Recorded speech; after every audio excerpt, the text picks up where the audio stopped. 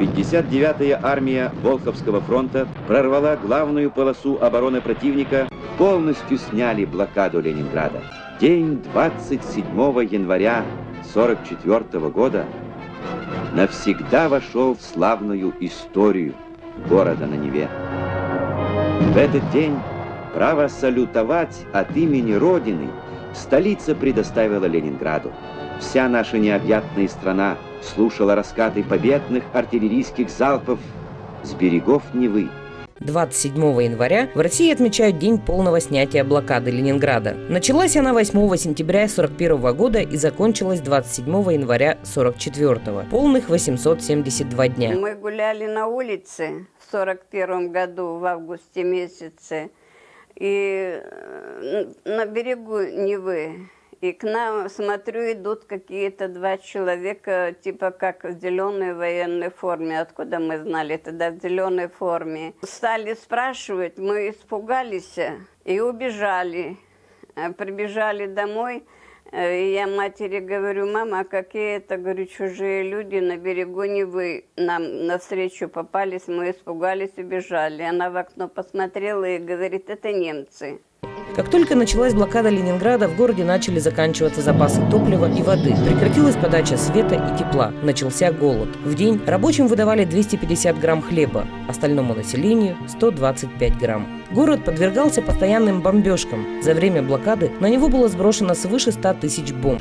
Это было что-то страшное. Это летит самолет. И вот эти какие-то летят маленькие, потом большие, как грохнет все. Вот вы не верите, все, каша была круг. Наш окоп вот середками, все, каждый раз думали, это последняя бомбежка. Больше мы уже не останемся живые. И как только начинает бомбежка, мы как бы садимся и как эти, волчата, молимся. Она говорит: мы поэтому и выжили, наверное. Вот сколько было всего этого. У нас у мамы трое было. Этот младший дорогой умер, 6 месяцев было ему. Мы маму спрашиваем: мама, куда нашего Вовочку понесли? Она говорит: на кладбище. А кладбище, как вот на Пискаревке мы были. Ну, может, и он, может, и отец наш там. И не знаем, где он. Бесследно. Все родные, которые были все погибли. Теперь я уже одна осталась. Вообще детства не знали. Мы как будто сразу стали взрослые. Мы работали, мы все. Маме помогали, питались травой. Мы знали, какую траву надо. И вот и на чай мы ее сушили, и суп варили. Страх это вообще. И я не могу это каждый раз вспоминать, понимаете? Я даже вот фильм не могу смотреть. Особенно, когда этот колодец показывают, у меня слезы, от которого мы пробирались, чтобы набрать воды. Несмотря на голод и бомбежки, в городе продолжали работать более 200 предприятий. С 1941 по 1944 год ленинградские заводы произвели более 10 миллионов снарядов и мин, 12 тысяч минометов. Было изготовлено и отремонтировано 2000 танков. Швыркова Лидия Григорьевна с горечью вспоминает дни блокады. Тогда ей было 11 лет. Мать работала продавцом, а отец – строителем. Родной старший брат Иван погиб, защищая Ленинград. Лидия Григорьевна до сих пор хранит известие о его смерти. Мне было 11 лет. Я все помню. И очень трудно поэтому вспоминать. Сейчас, когда фильмы показывают, я выключаю. Почему? Потому что трудно мне смотреть фильмы. Но в то же время думаю, а молодежи-то надо это знать. Историю-то нашу надо знать. Все испытала. И голод, и холод, и бомбежку. Так что это страшно. И смерть. У нас во время войны от голода бабушка умерла 60-летней. Жить бы. 15-летний от голода умер брат двоюродный. Потом вот брат убили.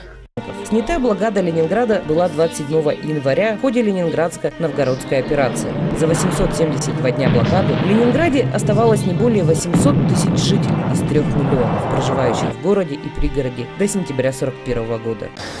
Чтобы не было больше войны. Хватит, пережили. Я пережил войну. Остальные, они не знают даже, что такое война. По книжкам там много напридумано.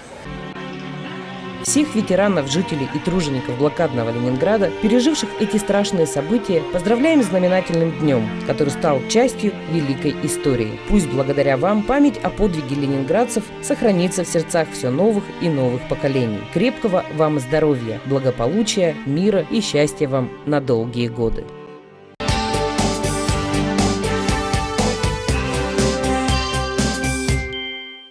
27 января в историческом парке «Россия. Моя история» прошел День памяти, посвященный снятию блокады города Ленинграда. Ребята из детского подросткового центра и сотрудники музейного комплекса «Моя история» показали и рассказали в постановке о событиях блокады Ленинграда. Меня поразило то, что люди до сих пор, не имея ни воды, ни еды, до сих пор продолжали бороться, отстаивать свой город, защищая до последнего. Также были проведены тематические экскурсии, лекции по истории города-героя и его жителей. Я считаю, что проведение таких мероприятий – это очень важно для молодого поколения, чтобы они понимали и ценили важность события блокады Ленинграда, освобождения города-героя. Состоялось открытие мультимедийной выставки «Блокада. Голоса», где были показаны фото и видеоматериалы этого трагического эпизода Великой Отечественной войны глазами очевидцев. Выставка продлится до 2 февраля. Сейчас современное время, оно свои технологические вызовы, так скажем, привносит в нашу жизнь, что информация по-другому воспринимается современным поколением. И мы пытаемся достучаться до молодого поколения созданием таких мультимедийных, в том числе и выставок. Эта выставка, на которой мы сейчас находимся, выставка «Блокада. Голоса», на основе реальных информации, которые передаются из уст жителей блокадного Ленинграда, которые здесь присутствуют на этих планшетных компьютерах, в сопровождении таких хроникальных фильмов или фотографий того времени, оно дает такое представление, погружение в те дни, тяжелейшие дни блокады, которые длились у нас 872 дня, и что пережили жители, оно дает возможность ощутить и понять. Потому что это достаточно сложно, как говорится, на бегу, сориентироваться и ощутить всю информацию. Ее надо прожить, ее надо понять, ее надо прочувствовать. То есть нужно найти какой-то момент, остановиться, задуматься, вчитаться, всмотреться. И тогда ты, наверное, начинаешь уже как-то более-менее воспринимать. Особенно если речь идет о наших детях, о молодом поколении. Была проведена традиционная встреча с ветеранами. Они поделились своими впечатлениями и поблагодарили за проведенное мероприятие. Знаем, но сегодня вообще до глубины души все это тронуло. Выступление детей.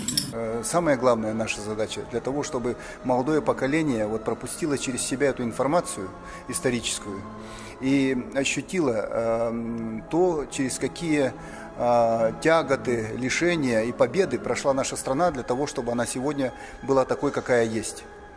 Только понимая эту историческую составляющую, наверное, человек может ощутить себя частью этой истории.